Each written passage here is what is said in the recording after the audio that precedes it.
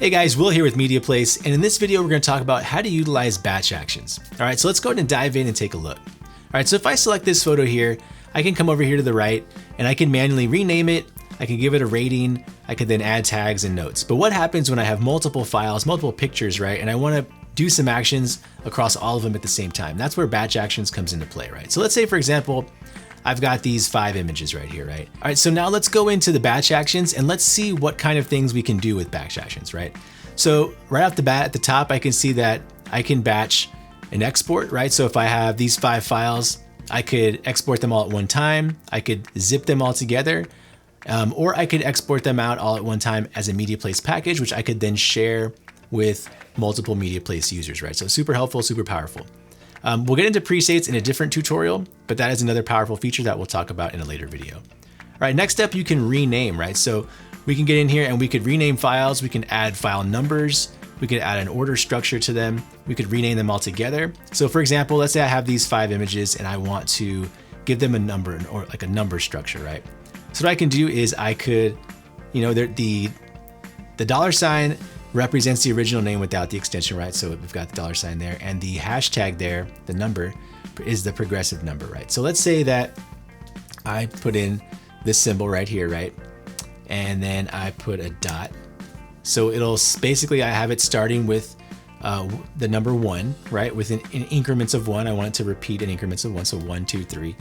And then how many digits do I want that to be, right? Do I want it to be 0, 1? Do I want it to be 0, 0, 1? And then the name of the file? So I'm just gonna say I want 3 digits, right?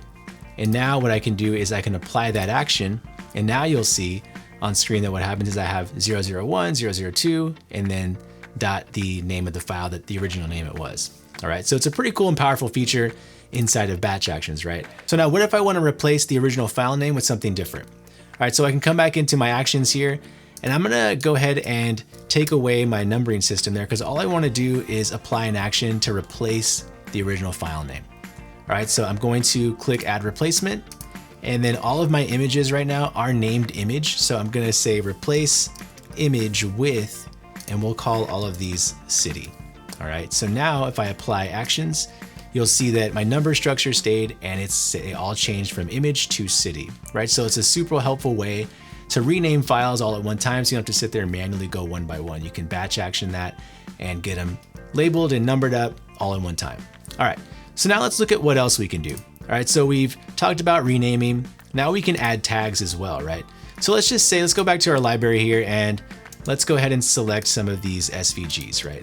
Just to change it up a little bit. All right, so now let's go to actions, and I'm under tags, and I wanna give all of these tags an SVG tag, right? So when I search up different file types in MediaPlace, if I search up SVGs, everything tagged as an SVG is gonna pop up for me. So I have multiple SVGs, so I don't want to have to go in there and manually do this. So I'll go ahead and type a tag and we'll just call this SVG. All right. So now that I've got that, I can then type apply action. And now you can see that all of the SVGs that I had selected are now tagged SVGs. So when I search them up in MediaPlace, anything tagged as an SGV will then pop up, which these guys are, right? So super helpful again to increase your search performance inside of MediaPlace. All right, so next up, let's go to some more actions here. All right, so we've just added some tags. Now we can do ratings, right? So let's go ahead and select a couple of video files. So I'm gonna select these 4 video files, and I'm gonna come over back up here to actions, and under rating, I'm gonna go ahead and I want all of these to be a 4-star rating, right? So again, very easy to do. Select all the files you want to incorporate in this rating, and then I'm gonna go ahead and select 4 stars and apply action, right? And then you can see it went ahead and labeled all of these videos as 4-star. And then again, if you messed up, maybe like, you know what, these are supposed to be 3-star ratings, what you could do is you can go back with these still selected, go back up to batch actions here, and then you can say remove rating, or you can go back up to batch actions again and just take them down to a 3, right?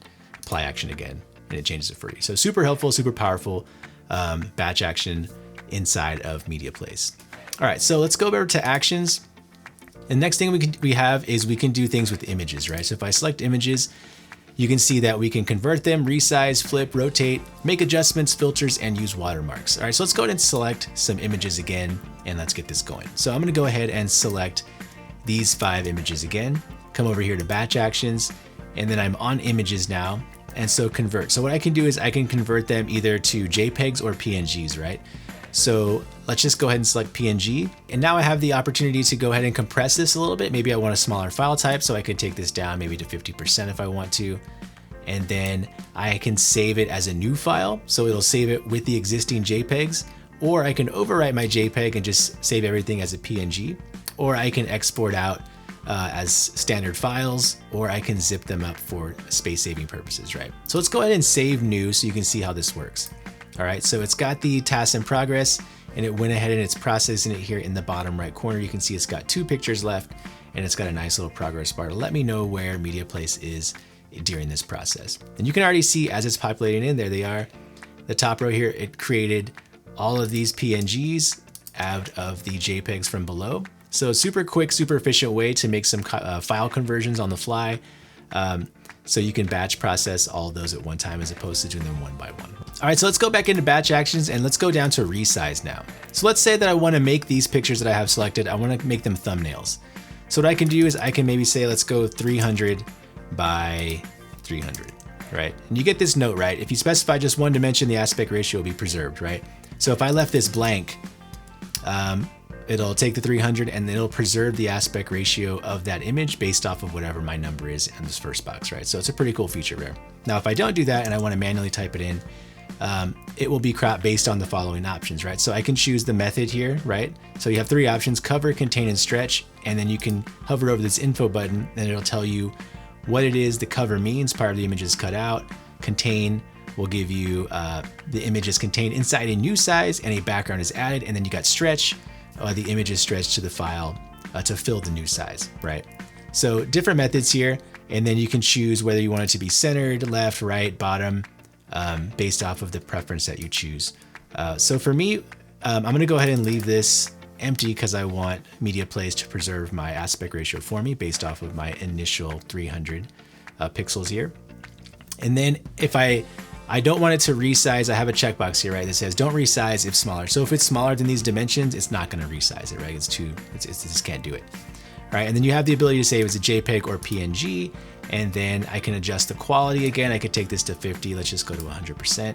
And then you can choose again to save new, overwrite, or export out onto your hard drive, right? So let's go ahead and save new just so we can see what these 300 little thumbnails will look like here. All right, so now I've got my settings here and there are my thumbnails already made for me, right? So I've got 300 by 405, 300 by 169. So it preserved the aspect ratios for me, but it made my smaller file type thumbnails that I was looking for, right? And again, you can get specific. We could add a folder here just to show you an example, and we can call this one thumbnails, right? And I can come back over to our pictures here, and then let's go to all files. Actually, that's where everything is. And so I could take all of my 300 thumbnails, 300 pixel thumbnails, and then drag them into our thumbnails category. So now I've got my pictures here, and then I've got my thumbnails here, right? So it's a nice way to stay organized, keep things modified, right? All right, so now let's go ahead and see what other batch actions we can get into, right? So let's select these images one more time here, and let's go to batch actions, and let's go down to flip, right? So flip, you can flip things horizontally, vertically, and then you can also preserve the quality or adjust it down and compress it to whatever file type you might need, right, size-wise. Now, these are only applied to image files only, right, and it gives you the image types right there. But you can flip them horizontally or vertically and then save them as new files, overwrite them, or export them, right? And then we can also go down to rotate, and we can rotate them all minus 90 degrees, 90 degrees, or 180 degrees, right? So let's go ahead and do this where I'll flip them upside down here, 180 degrees. And then we'll go ahead and change these guys to PNGs. And then, actually, let's leave them as JPEGs. And let's save new. Again, you always have the options to save new, to overwrite your files, or to export. Actually, you know, let's overwrite them to show you how this works. All right, so let's go ahead and flip these guys 180 degrees. All right, so there it is. There are my JPEGs, and they have been flipped 180 degrees upside down, except this one, it's hard to tell just because it's of the shot it is, but you can tell that the cityscapes are upside down. It just inverted that one the opposite way. All right, so that is another quick and efficient way to rotate pictures and get them quickly done in batch process mode, right? All right, so now let's go back to actions and let's go to adjustments. All right, so you do have the option to, maybe you had all 5 of these pictures, you want to increase the brightness, right? So we can come over here, adjust the brightness a little bit. and then we could give it a contrast. We can increase the saturation, maybe up the sharpness a little bit. And then also, you know, let's just give it a wild color rotation, right? Just to kind of, so we can see the difference that we're doing here. Now let's convert these to PNG, and we'll compress these down 50%, right? So we're processing 5 files, making all these changes, and we're gonna go ahead and save new, and we're gonna save here. All right, so there it's tasks in progress, and I can see in the bottom right the amount of time that's left, and it's got 2 pictures it's working on, but you can see that these are the ones that it's turning into PNGs already, and it has done the color rotation there for me already, so I can see that it's doing its job, right? So it's a really cool way to process multiple files and get things done all in one time, as opposed to doing these all manually one by one, right? All right, so let's go ahead and select some other images here. Let's turn some of these other clips here and hit actions. All right, so now what we can do is we can go to filters, right? So you can apply multiple filters to multiple pictures, right? So let's take these PNGs here, these 5, let's go back to batch actions, and I'm under images still, and I'm on filters now. And then I can give these all, let's give them all the Polaroid look, or let's do the sepia tone right here. And then we'll leave them all as PNGs, and we're gonna overwrite these guys. And then we're gonna go ahead and select, overwrite the selected files. All right, so process them out. And there you go, it's starting to create my sepia toned images, and there they are right there, my PNGs all in the sepia filter, right? Another quick way to process multiple files and giving them all the same look that you want, right? Really fast and very efficient. All right, so let's go ahead and select these 5 pictures here and go back into batch actions, and let's go to watermark. So watermarks are cool because if you're sharing these photos and you wanna put your watermark, you wanna put your logo on there, you can do this very quickly. Maybe you have 100+ images that you're trying to do this to. This is a great, quick, and efficient way to do that. All right, so let's go ahead and create your first design. So the first thing I wanna do is I wanna go ahead and rename this. Let's just call this Will's Watermark. All right, now I have the option to add text. I can add an image by itself. So if I select an image and I already had a watermark already pre-designed outside of MediaPlace, I could import that watermark in and just bring it in and put that stamp seal as my watermark on all, or however many pictures I'm trying to do this to, right? All right, so I'm gonna come out of here first, and then I can add shapes like a rectangle and a circle and kind of build like a little watermark myself, which is what we're gonna do right now real quick, right? So let's add a rectangle first, and let's scale this down, and let's make it, I want my watermark to be about this big. And what I'm gonna do is I'm going to take my cursor and put it over the circles where it turns into a crosshair, and left click and drag and kind of round out my edges there so it's not so square. All right, so now I've got this nice little background, and I am gonna change the color on that, and I'm gonna darken it up almost to like a black there. All right, and then you can increase the opacity as we need to there. All right, so I've got this nice little shape going on. Now I wanna go ahead and add in my symbol, right? So I'm gonna go to image here, and I'm gonna scroll down, and I'm gonna go ahead and find this little camera, looks pretty good. And I'm gonna scale that down to place inside of my box here, right? So let's go ahead and do that, and then I'll put it right there, okay? And then now what I can do is add some text, and let's go ahead and scale this down. Let's type this text first, and let's just put in Will, all right? So I've got that. Now if I select it, I can resize it and scale it down. I also have the option of changing the color here, as well as the font, but I'm just gonna leave everything white and leave the font as is. And I'm gonna go ahead and put myself in here, and then I can actually click on the symbol here, or the shape, and I can bring it down so it fits my bubble here a little bit better. All right, so looking pretty good so far. And then all I can do is drag this and move it down to the corner.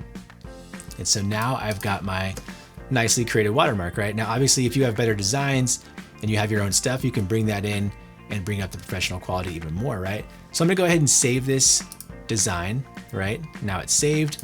Now if I come back out, I've got my Will's watermark here, and you can add multiple designs, right? So if you have different ones, and I'm gonna go ahead and save them as PNGs, keep the quality as is, and let's go ahead and overwrite these existing ones with Will's watermark, right? So now I'm gonna overwrite these, and then now you can see here they are at the top. So here is my watermark on all of these images there in the right info page right there. So a super quick way. So imagine if you had a lot of files that you were trying to send to clients and you wanted to have your watermark on them because they didn't have your stamp of approval yet. This is a great, quick, and efficient way to do that. All right, so let's go ahead and start working with video clips again, right? So let's go ahead and select these 4 video clips and let's go over to batch actions, right? So we're done with the images, now let's go to video. So just like images, you can do a lot of cool things with video now, right? So we can convert video as well. And under the video section, you only can convert video files, right? Obviously you can't convert pictures, but you can convert clips to MP4, to WebM files, to MOVs. You can also compress them down. And then again, of course, you can save these and overwrite them and export them out as needed. You also have the resize tool. So if I had a bunch of 4K files that I wanted to downgrade to 1080, I could do the same thing, right? So I go 1920 by 1080, right? So again, just like with the pictures, video with different aspect ratios will be stretched. To keep the aspect ratio, please specify 1 dimension, right? So maybe you can just put in 1920 and then it's automatically gonna generate the right aspect ratio for you without having to do anything. So that's pretty cool. Then of course, if the don't resize is smaller, so if it was smaller than 1080, then I couldn't be able to do it, or unless I dechecked it, then it would try to do that for me. All right, so I'll leave that there. And then of course I can resize these and then convert them as MOVs, WebMs, or MP4s, and then take the quality down if I want a smaller file size. And then all of my save or overwrite or export options are always there as well, right? So really cool features for video. And rotating as well. So I could rotate these 180, 90, minus 90, or just none. And then again, save them as different file types, right? Of course, this is really cool because you can extract audio from your video clips, right? So let's go ahead and give an example of that right now. All right, so I'm gonna go ahead and back out to my library here, and I'm gonna go to my video folder, and I've got these 3 clips, these 3 audio clips, right? These MP4s, and they all have audio in them, right? So I'm gonna go over to my batch actions, and under my extract audio, I wanna extract the audio files from them, and I wanna make them I can make them MP3s or I can make them waves, right? So let's go with MP3, and you can choose your bitrate, right, from low to high. And let's just go ahead and make it 320 kilobits per second.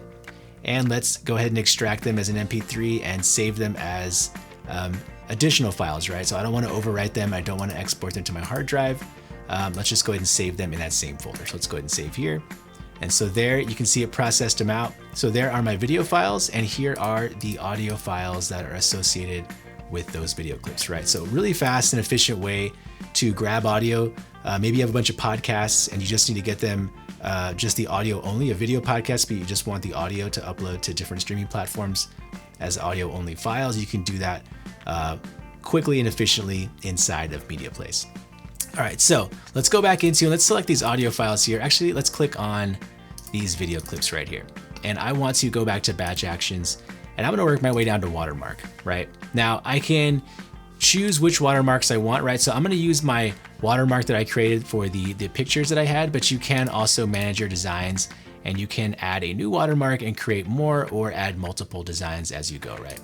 So I'm gonna go ahead and choose Will's watermark, the one that I created before. And then I can see that that's what it will look like when I batch process this for those video clips. And I also have the choice to save as an MP4, a WebM, or a MOV, right? And then of course I can consolidate this or compress it by 50%, or whatever the file type size I'm trying to get, I can then compress down a little more if I need to. So we'll leave that as is, and we'll leave this as an MP4. And let's go ahead and save new here, and let's see what these clips will look like with the watermark. So we do have the tasks in progress, and for these 4 clips here, and it's still got 4 remaining. So I'll go ahead and speed this up a little bit so you have to wait for this to process out. The time is dependent on how large the video clips are, how many seconds they are, and that will take the time to process that watermark into those video clips. So let's go ahead and speed up a little bit here and then pick up when it's done. All right, so now that we have them all processed out, you can see that here are my 4 video clips, and they've been converted with the watermark on the right-hand corner of all of them. So if I double click on this, you'll see that there is my watermark in the video, and it will play through. And there you go. So you can add your watermarks to videos as well. So super powerful features inside of MediaPlace that make all of the world of a difference when it comes to batch processing all of your files at one time, right? All right, so now let's go to one final last thing, and this is gonna deal with audio, right? So inside of batch processing. So let's select all 3 of these audio files that I've got in here. All right, now let's go back up to batch actions, and let's go down to audio. All right, so what I can do is I can convert audio, right? I can convert from WAV to MP3. So right now these are MP3s, so let's convert these to WAV files, and then let's go ahead and save new, right? We can overwrite them, or we can export them out to our hard drive. All right, so let's just go ahead and save new, and hit save here. All right. So here we go. You can see that here are the waves that it created, and then here are the original MP3s. So, and you can go vice versa, go wave to MP3. Maybe you need to upload certain file formats for certain mediums. This is a great way to quickly and efficiently do that with large scale files, right? So this has been a really awesome in-depth look at batch processing inside of MediaPlace. Stay tuned for future videos, and as always, keep creating.